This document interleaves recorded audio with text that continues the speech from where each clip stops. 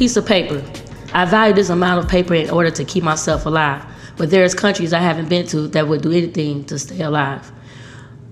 We buy shoes and cars we can't afford because the man told us we can't have that since we're poor. But the mental state of mind can only get you ahead if I only knew about this piece of paper instead. My mom's told me, baby, this doesn't grow on trees, but the way I spend it, I don't believe. 2 bankruptcies, closet full of shoes, and several cars later, it took for me this last time to fall on my knees to realize the purpose of this paper. We want to welcome you guys to Y.A.L.L. My name is Nikki B. Nick, or choose wisely all the time. And it's your boy King B. Welcome to episode 1 of Youthful Alliance Leverage and Love podcast. Yo. Make some noise for you. All day. It's been a long time coming. We shouldn't have left you. Right. Yeah, man. So this is the journey we're going to take y'all on, man. Youthful Alliance Leverage and Love, man. This is all about us. Y'all is us. Not us, but y'all. But y'all is us, if you get that. But yeah, man, this is going to be based on our community, our struggles, uplifting us, providing wellness for us, avenues to make our lives better, overall. So today, for episode 1, we got a special guest. We want to welcome in my brother, Alfonzo Howard, man. Go ahead and introduce yourself. Yeah, man, I appreciate that. Yeah, super happy to be here. First off, want to give praises to the Most High for allowing us to come together and have this conversation. Absolutely. Secondly, I would be remiss if I didn't shout out my mom, Lena Kennedy, one of my biggest motivations, and also my brother, Armani Howard, greatest artist in Chicago, hands down. And last but not least, Nikki and B, creating a platform for us to come together and have this conversation and sustain it and, really get into some deep stuff. So I appreciate that. Most definitely. Thank you so much for coming. It's a definitely appreciate it. It's a beautiful day in Chicago. Finally, very beautiful day here in Chicago. It was supposed to storm today. We dodged that. Yeah, we got out of that. I shouldn't even said that out loud. Please don't. Please don't. But yeah, me and Zoe go way back, man. How far we go back? Man, I don't want to show my age, but at least about 20 plus. Man. It's like second grade? Absolutely. I was in third. Jesse Owens. Yeah, Roseland stand up. Man, I miss it. There's not much out there, but I do have some fond memories growing up in the Roseland area. Yes, sir. I wouldn't trade it for anything in the world, man. All right, so Nick, man, you want to just give a brief introduction of what people can expect from this podcast going forth? Definitely. So with this podcast, we are creating our own Chicago network platform. You're going to see mostly of us, not just being all about blackness, but it's mostly about blackness. And pretty much giving our black excellence more so in Chicago. And also through all of the community things that we're trying to do so we can start touching different avenues in the world. We're going to talk to you guys about financial freedom, literacy. We also got some special guests for that. We're going to talk to you about financial literacy versus the educational system that we have. We have special guests for those as well. Some of our social reforms that we also want to talk about. We'll also talk about the black man plight. We want to talk about that's going to be the best one right there. Child support. We're going to talk about every issue some things that does not get talked about on podcasts. I want to thank B for putting me out there. This is our second show together, so we need you guys to pretty much do a lot of supporting. I mean, so far we got great guests, black entrepreneurs in the, as us, we're touching the food, the alcohol, we're touching clothing, we're going to touch on real estate, we're going to touch on learning about cryptocurrency. I got a guy that's going to be helping us out, giving us a little bit of information about that, as well as stocks. So what we're trying to do is bring back the Black Wall Street, but here in Chicagoland. So it's more so many issues. We're going to get out there to the beauty salons and get the beauty of the day topics. We're going to get to the barbershops and hear about the other topics that we want to get to. We're going to start talking to, if we can, any up-and-coming entrepreneur. But it's more so like you said, B, the platform that we put together, like the shirt that he has on, is about black excellence. It all started with $1 and a dream. Yes, sir. And if you guys want to contact and reach out to us, our number to this podcast is 312-544-9268. You can text or leave us a voice message, man. So, man, use that number. Hit us up. Today, what we want to get into, man, is the rebuild. rebuilding the block, man. Rebuilding our block. Oh, yeah. Rebuilding everything around us. Starting off with that, man. What do you guys think is going wrong in our neighborhoods? Man. I mean, it seems like everything. Right, yeah, right. Like, you guys are from Roseland. Me, I'm from the Auburn, Gresham, and Inglewood area. Okay. Yeah. So when you drive into these neighborhoods. By the way, I was born in Inglewood. That's Most definitely. I started, and then we moved to Roseland. So I went from one bad to the next bad. Right. But go ahead. But we thought back then what our parents were trying to do. I mean, I'm from my grandmother raised me. You know what I'm saying? So we gonna say try not to be a product of our environment. And with that, we try to see what can we do differently. So the areas that we're coming from now is like coming from 63rd, 69th, 71st, and Walcott on back west. And you look at those areas, it's nothing but those red X's on the blocks. Right. So what do? You know what they're trying to do? They're trying to push us into the burbs to keep us away from the clean water and gentrify our areas. So there's no way, like we were talking in one episode we did together, why is it that when you go over there in the Woodline area, you have a gravestone that's going for $750,000, but you have a house next door from me, which I stay in the Beverly, Morgan Park Beverly area, let's get that together, that was $55,000 that a person lost for not paying their water bill. Yeah, that's crazy. So what do we do about that? How does rebuilding our block start back? Does it start mentally, physically, emotionally, spiritually, financially? All of that. Yeah, all of the above. Absolutely. I think, there's no surprise that black communities are underserved and underfunded, right? But also there's a disconnect within the generations in our local communities. That was the subtopic that I was going to get into. Absolutely. With that, so I was at the gym one time and I got approached by this older gentleman because I jumped into a conversation. I guess based on my response, he wanted to learn more. He said, "Young man, answer me this question. Why is there such a divide between your generation and mine?" Yeah. And I think it's twofold, right? With the older generation, there's a lack of understanding, right? It's not that we're lazy, we're resourceful.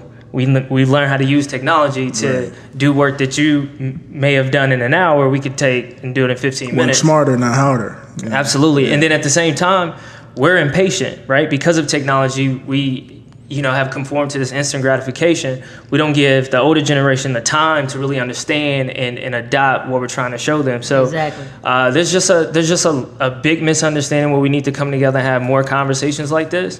But we do need to know what resources are available to make sure we get what we need in our communities, whether it's grants to get the parks and the schools better, whether it's holding your aldermen accountable to fix the streets and make sure you feel safe.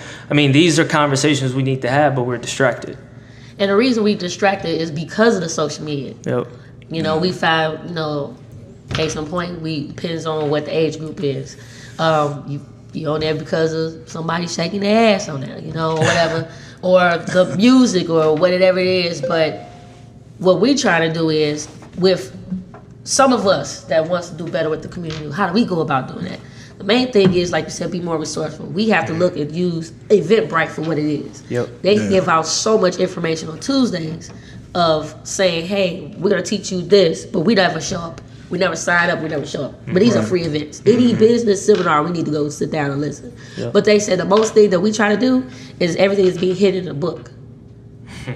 And what happens? Oh, if it's not on my iPad or nothing like that. Not on Instagram. Instagram, now you see so many people going to buy the Superior Man because Nipsey said something about it. You know what I'm saying? No, we should have been on 48 Laws of Power a long time ago to infiltrate the mindset of how we can stop being enslaved with it. The next book we should be reading about is anything that has something to do with financial freedom. Okay, The Wealth Cure by Hill Harper. You have not just him, even check out Susie Osby. She told us pretty much on how to get the money, and we're not using it. Anything with CNN type of tactics. But like we said, if it's not 50 Cent or Floyd Mayweather saying nothing about it, it's not real. Yeah, well, it's deeper than that, right? So like we have to start asking the question, is it a matter of self-love and a lack thereof, right? So, we don't grow up in environments where we see people like us that's successful in arm's reach, right? Exactly. We don't grow up in environments where people have, leadership and executive roles in companies that we work for. So it's hard for us to really comprehend that type of success and what's more for us. So when we talk about having a conversation about being self-sufficient and not dependent on a company to pay you and building financial independence, that's scary. It is. Right? You can't really grasp that concept, especially if you haven't seen it, you know? Exactly. So it's really, you know, going above and beyond and learning these things and paying it forward. You know, me and my homies, we had that conversation all the time. I tell them, like, yeah, we can have all these business ideas, but we need working capital. So we got to start making investments. Instead of blowing our money on material things, we need to start putting our money in things that's going to work for us in the next 5-10 years and be patient. So, like, that's the narrative, right? And we just have to enforce it in order for it to really take to effect. Exactly. And the way we could do that is by, like you just stated, we buy Jordans, of course. I'm a victim, brother, to that. Your condition has been conditioned. Exactly, Yeah. Black Star. You know, so we see that. Like, we know, for say, for instance, right, my partner right here, he's into film. Yeah. Why wouldn't I, as his friend, be like, hey, $50 a week, let's do it. I'm matching. Right. Just like if you can match somebody with weed, you can match this man with Jordans to start matching each other in the investments of what we're trying to do. I like that. I like that too. So you get, like, That's something I ain't never heard before. Think about it. If you get a group of people, and this is, I'm going to tell you from the type of women that I'm around now, that I'm hitting towards that age of hitting. I'm not looking at 37 in 2 months. I'm looking at 40. So in these next 3 years, it's all about us building the media that we're trying to do. The transportation company get over and take over something that they said we couldn't have. Absolutely. And the main thing we always say, well, they say we can't have Gucci. I don't give a fuck about Gucci. I don't care about Gucci, Louis, Prada, none of that. I care about the cryptocurrency that's taking over. Bitcoin blew it up. Now it's $5,000 a share. I watch that. I look at the stocks. Yeah. Nike just went down from $129 a share to $71 a share. And what we need to do is grab on that app, Robinhood and Stockpile. Absolutely. And that's friends. Hey, let's put $5 in here, bro. Yeah. Look at what Amazon is trying to do. They're trying to eliminate these employees. They're trying to take over the world. Yes, and why not? Because he's not getting taxed on it. He's not getting taxed on it. They're on their way. And Netflix And that's either. insane. You're making all that money, you're not getting taxed But on it? and he ain't, You gotta know the system. And he's not paying his employees none of what It sounds they worth. it sounds far fetched when that's not your narrative. Right. You get what I'm saying? Like, you're not gonna question something if you have a familiar experience ongoing. Like, you're gonna start looking at these things as nuances. Like, that doesn't happen. Like, you're not gonna be worth $150 billion and not pay taxes in this company that you have. Like, it sounds far fetched, but you got to understand the system, and then you have to make it work in your favor. That man took a lot of research. Yeah. And a lot of no's. And the same with Steve Jobs. Yeah. The same with Bill Gates. And you start reading into it. And my favorite person right now is Warren Buffett.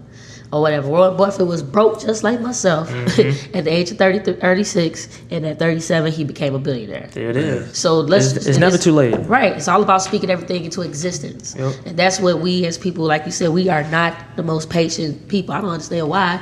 We was trapped on a boat for a long Right. time. So we should be the most patient people. Right. We need to get out of that mentality. Yeah. And in order to do that. And I can say I'm a victim of it. When you have a routine, it takes 21 days to create a habit, and it takes 90 days, which is 3 months or to a quarter, to achieve some type of Break gains. from it. You know what I'm saying? So let's treat our lives like quarters, just like business quarters.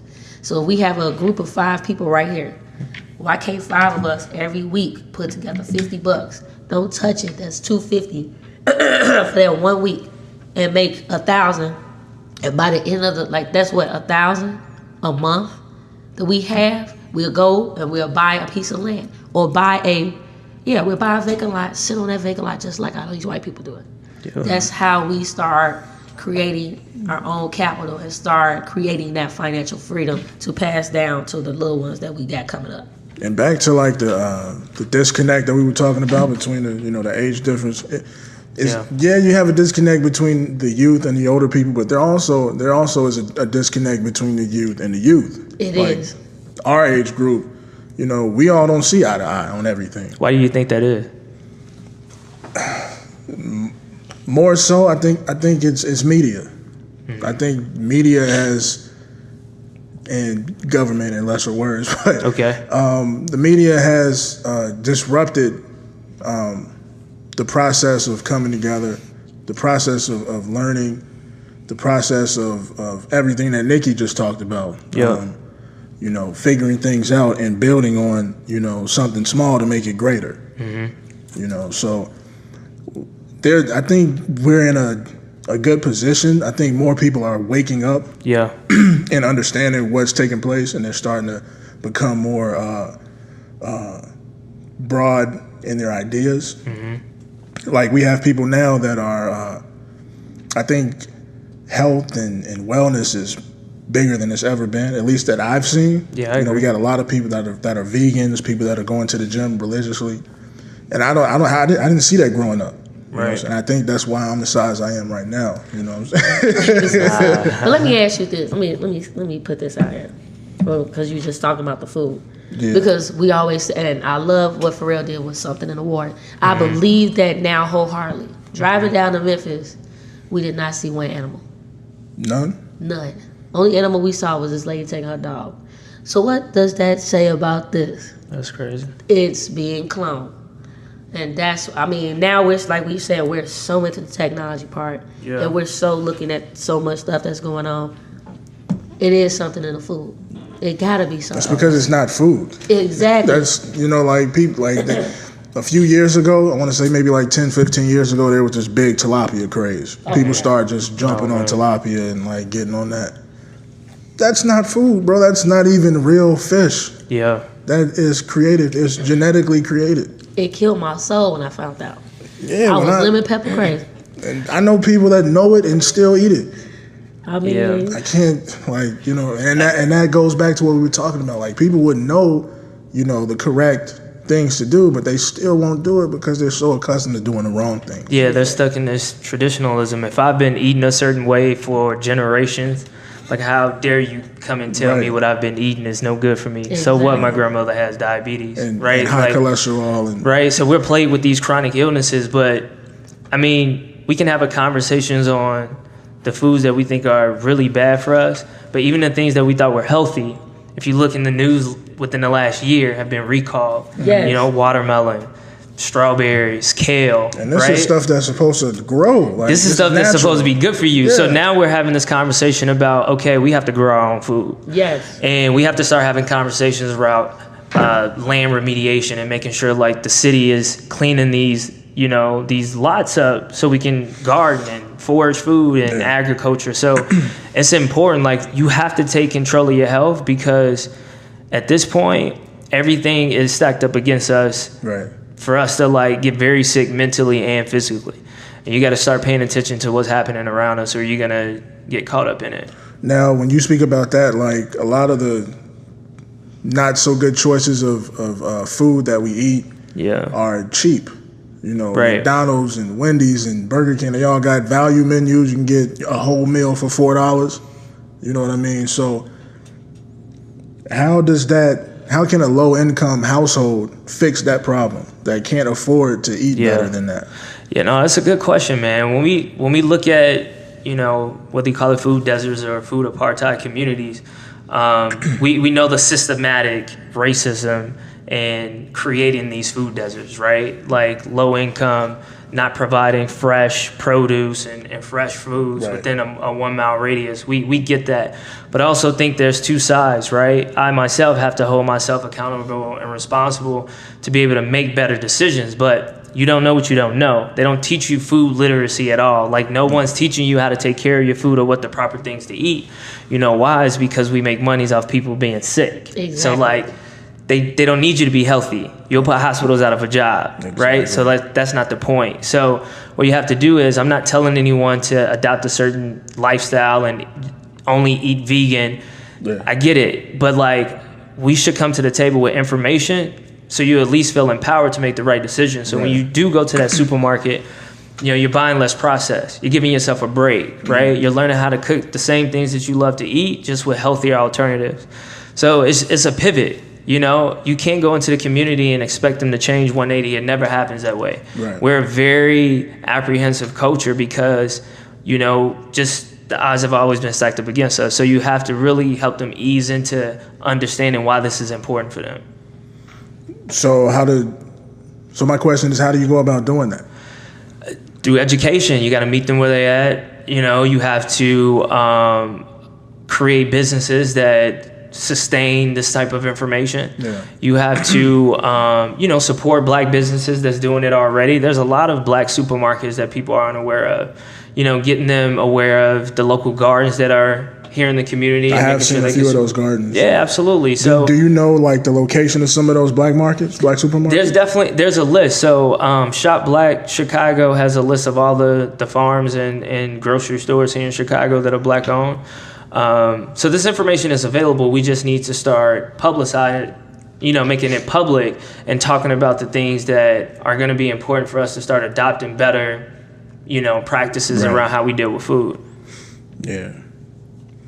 You know, and also, I mean, for me, but times be hard, you know what I'm saying? So I'll go to McDonald's. Well, I won't go to McDonald's, but I'll go to Wendy's and get the 4 for $4, you know? Wendy's trying to kill us, bro. Exactly. I realize slowly that but surely. they are trying. But then to again, but like if you notice, like McDonald's has like a McDonald's every 2 miles radius, like back to back to back. There's not that much beef in the world, bro. To have that in every city like that? Absolutely not. All around the world, not just this country, around the world, to have that much beef available and chicken nuggets. I don't know what part of the chicken that is, but chicken nugget, you know what I'm saying? That, to me, that's odd. That's alarming, and that just to see that alone should, you know, be like, yo, I don't know if this is actual food. They have too much of it. Like they can't. There's not that many cows in the world to produce this much beef. Yeah, but when you're too focused on just surviving day to day, you're just eating. I mean, sometimes you know that it's bad. I got to do it. I need something. Yeah, this is all I have. So you know we have to. So I get that. You know what I'm saying? But which is why it's so important. Like people think it's expensive to garden or grow your own food. You know, I went to a civic engagement community event, and this gentleman was there talking about container gardens. You can grow them in a Whole Foods shopping bag, right? You get your potting soil, everything else you need. And you can start growing tomatoes for $8. You get the seeds. You know that'll get you tomatoes for the summer. Like people aren't thinking about food in that fashion because we need convenience. True. So I think what I want to get into next is a more defined conversation about mental health and food are kind of connected, I would say. Oh, they're absolutely connected. In what ways are they connected? Yeah, so more science is coming out now around this topic of nutritional psychology, right? So what we eat and how it affects our mood and behavior. So there are different chemicals that our organs will produce to allow neurotransmitters, which are basically the cars that send and receive information to your brain. These chemicals, again, can be found in the lining of your intestines. They can come from your pancreas, right? Different organs. And this is so important because if you eat poor nutrient foods, it doesn't supply enough of these enzymes and these chemicals to create the neurotransmitters to send and receive information, right? So there's a disconnect. Right. So I won't geek out too much, but basically, you want to eat the rich nutrient foods that produce these right chemicals to be able to send and receive the right information. I give you an example of this interconnectedness. Whenever you've been in a situation where you were nervous or you were scared of something, what does that sensation usually live? In your stomach. Right? Yeah. You get butterflies in your stomach. That's not by accident. That's by design. So that is different analogies like that to help people understand this correlation between what we eat and how it affects our brain. And there's different compounds in certain foods. I won't get into the details, dairy, but there's things that can cause symptoms of some of these mental illnesses. Dairy leads to inflammation. Inflammation is one of the symptoms of depression, right? Wow, I did not know that. Yeah, absolutely. So you really have to start paying close attention to what you're eating. And again, I'm a huge proponent of food literacy and taking care of your food and just making better decisions because, again, that relationship is solely by design. Wow. And I always said something was wrong with milk my whole entire life. Yeah, I haven't had real milk from a cow in years. Yeah, ever since I got the almond milk, I found out through culinary school or whatever, you found out so much. Because when you take that nutritional class and anything that has to do with it, you look at food in a different sense and you appreciate it more. But I think with the dairy, I hate dairy, period. So I still, not often, but I occasionally bang some ice cream. I'm not gonna lie to you. That right there, like I told you before, ice cream gives me I get the Breyers and the Haagen-Dazs, and I'm It's all about moderation, man. Yeah, but that ice cream for me, probably 4 or 5 times a year. Yeah. So it's not often at all. Right. Yeah. But I think the milk that I use is like Lactate or something like that. I got you. It's like the non-dairy milk, come in a red carton. It's good. Tastes like milk, but it's not. Damn, you hear what I'm saying? So. You know what I'm saying? But let's dig into this mental health, man. So what's like a more solid definition of mental health for people that may be dealing with it but really can't diagnose it? Sure. There's 2 approaches, right? You can genetically have a chemical imbalance, right? So you can inherit, certain traits from your parents that basically allows, the endorphins and, how you process emotions. Right. They can't just be off, right? That's natural. But there's also, what I call these external extremities or psychological injuries, right? You can experience like any traumatic experience, like a car accident, or you lose a loved one, you lose your job, right? These things all play a part in how we process our emotions. Right. And it's really just, if you can't process your emotions and it puts you in a position when you can't do your normal daily activities, like go to work, go to school, do the things that you enjoy, then I think it's an opportunity for you to, talk to someone about it, about how you're feeling, to see what resources would be best for you. Now, the thing with black people. Yeah. Let's get into it. The thing with black people, man, they do not like to make themselves vulnerable like that. To open up to somebody and put their feelings out there for someone to judge them. Yeah. How do you overcome that? I feel, excuse me, I'm sorry. I feel that the reason we do that is because people throw that personal information back into your face. Yeah. When you feel that you can't, especially in an argument. Oh my goodness. But what that type of thing is, you feel like, well, I got my friends to vent to. Well, hey, hold on, these are other people that got problems too. Right. Why don't you get someone that is, pretty much licensed to just sit there and let you vent and give you some type of information about it? Because we have so much stuff that's built up in us that we know for a fact, hey, mom's probably went through it, so let's go to mom. Mom's my therapist. Right. No, mom's not your therapist. Yeah, mom is mom. Right. And then your friends, you know what I'm saying, is what they are, they friends. Yeah. But I believe we should. You need to open up about certain things. Now check this out. So this is a vague memory. I want to say I was maybe 7, 8, or 9. And I did speak to someone who I believe was a therapist that my mom took me to, and they were asking me questions, this, that, and the third. I don't know what symptom or behavior that I was presenting where I needed to talk to this person, but from that point forward, I started to question, is there something wrong with me? Why did I have to talk to this person? So I honestly, it's kind of like a sense of denial, I think, with people. Oh, absolutely. Yeah, it's definitely in denial. And to go back on the question around why it's so hard for us to open up and talk about our mental health is because we're already, marginalized and in a position where anything else that will put us in a position to be less of, part of society, we feel like, okay, we're really at a disadvantage. So can't nothing be wrong with me. And if it is, I don't want nobody to know, right? Just avoid it completely. But we also grow up, in environments where these stigmas keep us from opening up, like man up, don't cry, don't talk about your emotions. Like if somebody sees it on the street, they'll take advantage of you and exploit it, right? So you're in survival mode all the time. So you're not thinking about, man, why am I feeling this way? Should I, talk to someone about it? You don't have time to do that. You gotta think for yourself. You don't have time to, really find resources to help yourself get over some of the trauma that you've experienced. And everyone's situation is different, but you have to be the first one to speak up on it, and that's going to influence people around you to be like, okay, it's not just me. Oh, I never knew that, right? You'd be surprised, like people to the left of you going through the same thing, and you'll never know. Like when we was talking before we started on the air, we going through a lot of the same shit. Yeah, absolutely. I didn't mean to curse. I don't know if we cursing on the show, but we'll take that out the edit. Yeah. Right. We edit that out. But we going through a lot of the same stuff, and you know what I'm saying? And it was amazing to know that, you know, that there's someone out there that is in your demographic that are going through the same things, that you can talk to about it, and bounce things back and forth with each other.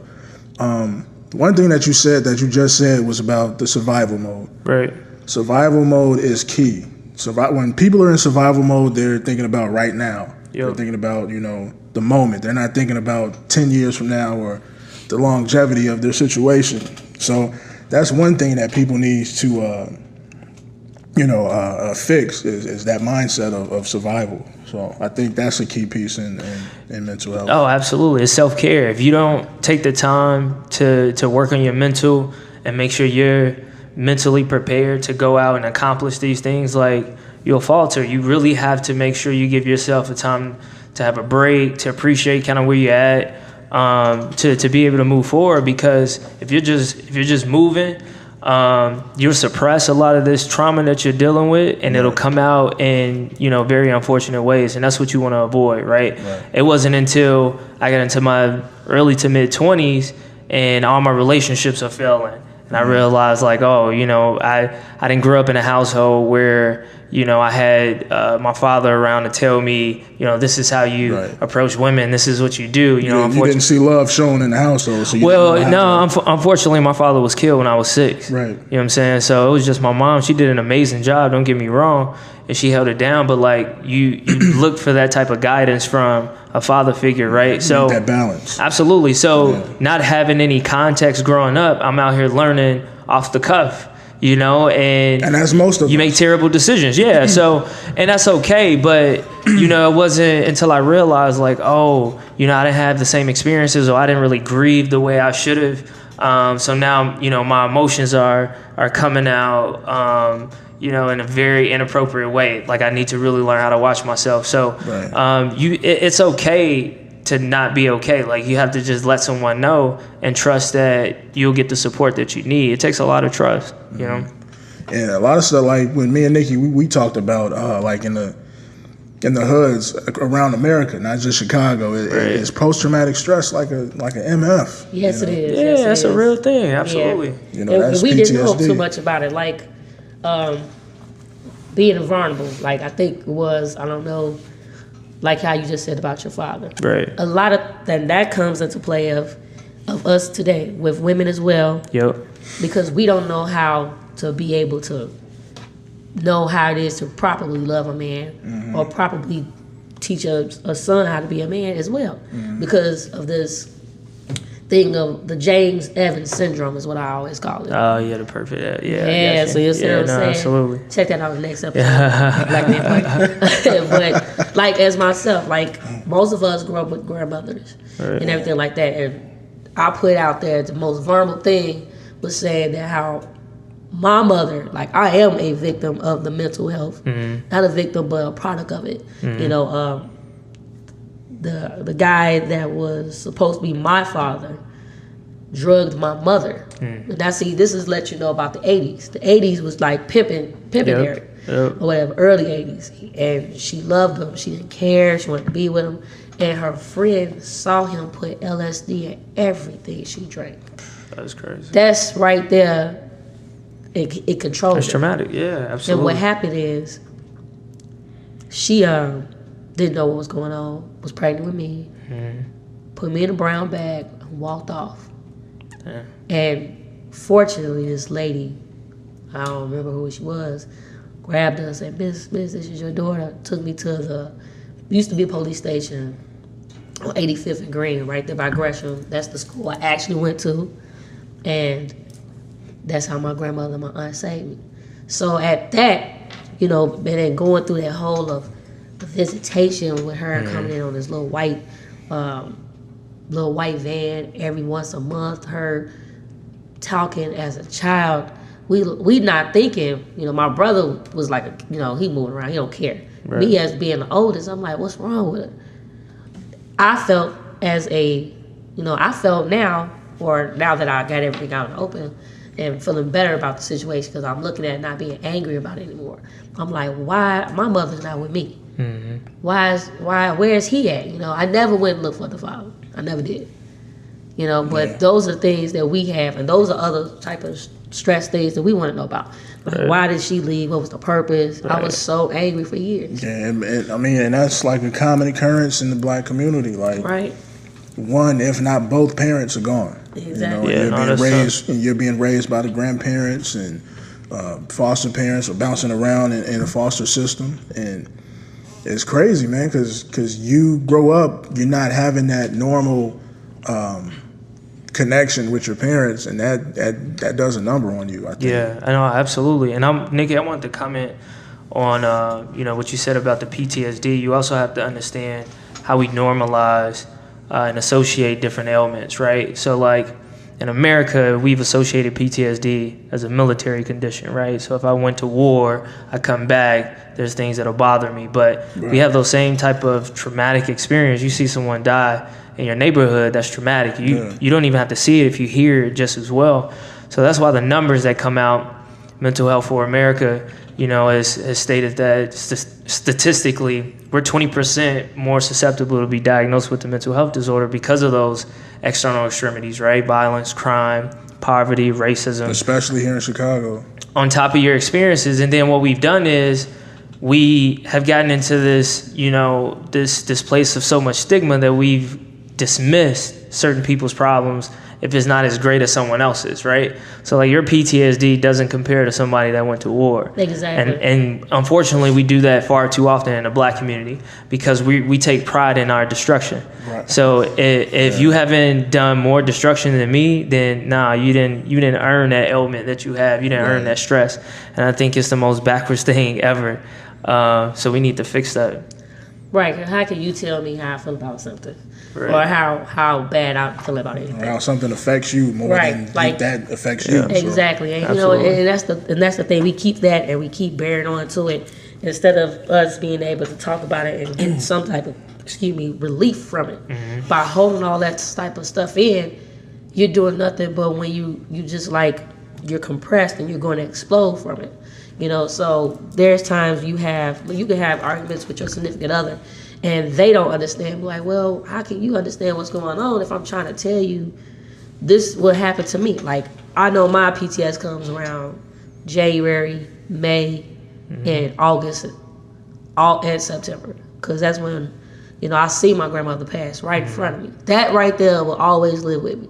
And me also find out that my biological mother died through a letter in the mail. That right there will always be. Those are the type of things. And I think this was the greatest month, even though we all going through our own despair. But by talking about this mental health and by you being on the show and by us sitting here explaining about what can we do to be more honest and open, by us opening up and making ourselves not say vulnerable, but being able to say, hey, I'm accepting these situations. Help me. Right. Is making, I feel in my life, is making me so much better. Yeah. I don't want to be a little Incredible Hulk, Yeah, man, I hear that. So, with mental health in the black community, I know we kind of touched on it, but we didn't really get a solid foundation on it. Why do you think people don't take it serious as they should? Because some people don't think it's real, right? Like, we don't think a psychological injury is the same as a physical injury because it's not visible.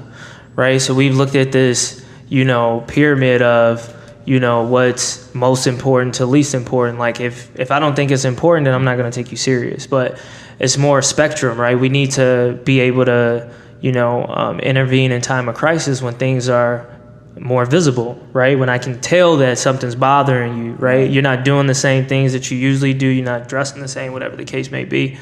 So it's really important to just be curious and understand. And like, honestly, for me, it wasn't until, I went into a state of depression, and I, knew something was wrong last year. And it wasn't the first time that I've like felt like this, but I'm like, this one's different. Like I really want to like see what's going on. And it wasn't until I was on my own path to mental health, I'm like, I know I can't be the only one having these experiences. Let me share it. Let me share my truth and show that it's okay. Like I'm not consumed by this ailment, right? I just live with it. So I learned how to deal with it and navigate through the world. So it's important, man, just, sharing your truth and doing things with integrity, and people that need that help, they're gonna come to you and, and open up. And people have done that, which, I think is amazing. That's what starts the conversation, And I think that's one of the pluses of having social media. Not just to see the the women and the MCMs and whatnot, but the sharing of information. Twitter, you can we have access to everything in the world in our pocket. Absolutely. So we need to take advantage of that in the right way, in the right methods. Man, is there anything that we missed out on that y'all wanted to touch on? How do we go about creating these avenues? How do we go about talking, or could anybody get in touch with you about talking to you or setting up anything about your avenue? Absolutely. There's a very strong conversation happening right now in Chicago around mental health, which is great. Right, we just elected a new mayor. Mayor Lightfoot has, specifically stated that she's gonna provide funding for fresh agriculture and also mental health resources. The thing is, before we go forward with that, it's about to get hot outside. That's true. We got a new mayor. Yep. What is she gonna do to fix, these weekends where 50, 60 people just got shot? How can we, create an avenue to where this number can go down, or it won't happen at all? Everything at the basis has to be community centric, right? Like people from the community, whether it's community policing, you holding people accountable if they're vandalizing, right? You should feel confident enough to go out and not approach anyone, but at least, protect your environment. People have to care about the community that they live in. See, and this is the other side of social media. Like when people see destruction or things that shouldn't be happening, people are quick to pull out their phone and just record it, opposed to helping. No, it's silly. But I also think she's doing what she needs to do to meet the right people. Superintendent to create some type of platform. But I think it starts with us too. Like we need to hold ourselves accountable and protect our community. We need to build relationships with local precincts and CBD. As everyone has their opinion, but we need that working relationship, right? Where they can come to our community and have an understanding of who lives there, they're from there, whatever the case may be. But same thing with mental health, right? There was a big discussion earlier this year about Chicago looking to open up 6 mental health facilities. Mm-hmm. Yes. And people were protesting because that's not what we need. We don't need more facilities, because what happens is it kind of marginalizes people more, whether it be around insurance, affordability, or just discomfort of disclosing this type of information. We need very community-centric, support around mental health, and that's really understanding what the needs are in that immediate community, because it's going to be different in Roseland versus Humboldt Park. Let's just be honest, right? Absolutely. So people in the community have to care about this. You have to cultivate the relationships with the people that are talking about it, and it's happening. I love what Chance the Rapper is doing with Social Works and My State of Mind, and creating an app and a platform to house all these resources and information. My really good friend Michelle, the Corner Store Chicago, just did a youth wellness expo, had people, from all around the city, and we're talking about mental health. So people are focused on this. Myself personally, I work with a nonprofit, Elevated Global Healing, that my mom started, because we have a different set of, just healing options for people that want support. And mental health is so important. So for me as an individual, I just try to make that part of the conversation no matter where I'm at. And whether that's sharing content, leveraging resources with, some of the big names in mental health. But also just taking advantage of these platforms and being able to share and meet people where they need to be met. Absolutely. Yeah. So anything else, Nick? Pretty much, I think, man, we got some good got some good information, very good. And I'm not gonna say information. We have good resources here now that we, definitely want to get you to talk to more. Definitely want to talk to you on some other or something on the side, Yeah, absolutely. or whatever. Because I believe now, another thing I was gonna say. Remember, they used to have like the social worker or the psychologist in the schools. Right. Do you believe they need to bring that back? Yeah, but the city will tell you we can't afford it. Exactly. And They'll tell you we need more, we need to secure the schools and we need physical security before we need like resources like that on administration. So exactly. And that's what I was up there thinking. I'm like, back when we were in school, there were so many different things that was going on. So that's another topic, another thing. Yeah. And that's like, that'll add to the PTSD too. Like, exactly. Like they having this law of, or they're trying to create this law of teachers carrying guns. Like, it's crazy. What child wants to go to school with that on their brain? Like, hey, my teacher has a gun, so if I act crazy, they might pull it out on me. Right. But you know what? We got teacher friends, right? Mm-hmm. I have a friend of mine. He works at Mahalia Jackson. Shout out to my boy Veezy. And I've never seen somebody so stressed. Mm. And he's like, man, I gotta go in there protecting myself every single day. It's a high school? This is a grammar school. Mahalia Jackson. He said it's stressful. Like, you have to, I have to center myself and grab my, give everything in order before I go in. And I feel like that with other teachers that I do know because they go through the same thing. But who does it start? It starts with us at home, with the situations and everything like that. So we don't know. The parents are getting younger. Yep. That don't know anything. The grandparents are my age. Still don't know enough. And still don't know enough. Yep. So, and the people that had the knowledge are, checking out now. So they not if they haven't already. Right. Yeah. Or they not trying to help. Like, man, it's hard, man, because our people don't always receive it. So it's really hard for people to, find the support that they need and really get the message out. But it's much needed. So we gotta go out and do it every day. So, for me, that was a big part of, being on my own journey about my mental health. I'm like, I want to help other people. So I went and got mental health first aid certified. So for anyone, mentalhealthfirstaid.com, you can go in there, you can find a course, search your zip code, completely free. For both adult and youth. So now I can intervene at any point in time of crisis, right? I have an action plan to be able to support someone and make sure they get the resources that they need.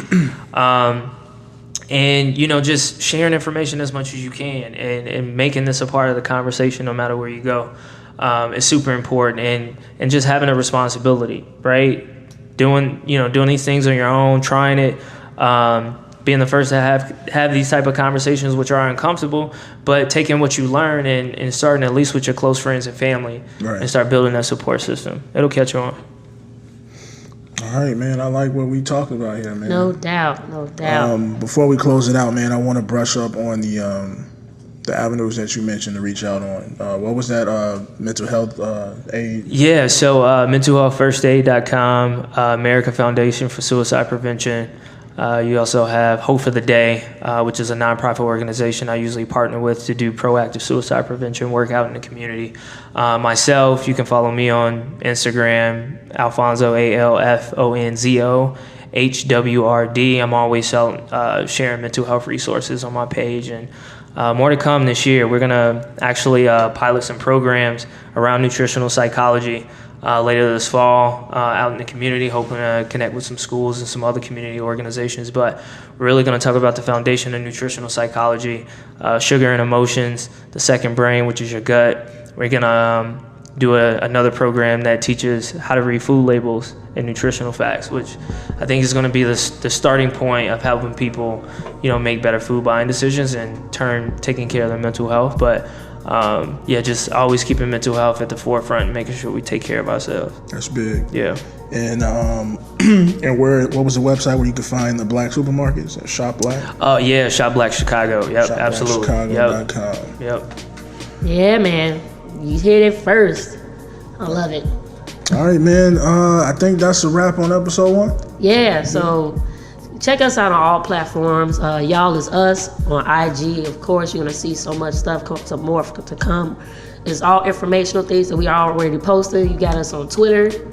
Y'all is us. Yes, and Facebook, you'll Y'all get is ready, us. and also on Snap. Y'all is us. So hey, definitely let you guys know. Of course, this is your girl. I'm Nikki Nick or Nikki B.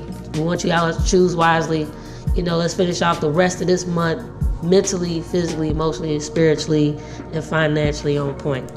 Yeah, man. You feel good, you look good. You look good, you feel good, man. It all works together. So make sure you guys are taking care of yourself. You know, we want to give a special thanks to Alfonzo Howard for joining us today. Yeah, absolutely. Peace and love. And spreading the good information. And I hope that it helps some people that are listening to this podcast. So I'm King B. Yeah, I'm Nikki Nick. And we want to thank y'all for tuning in for episode 1 of Y.A.L.L's podcast. Y'all is us, y'all. Peace. Peace.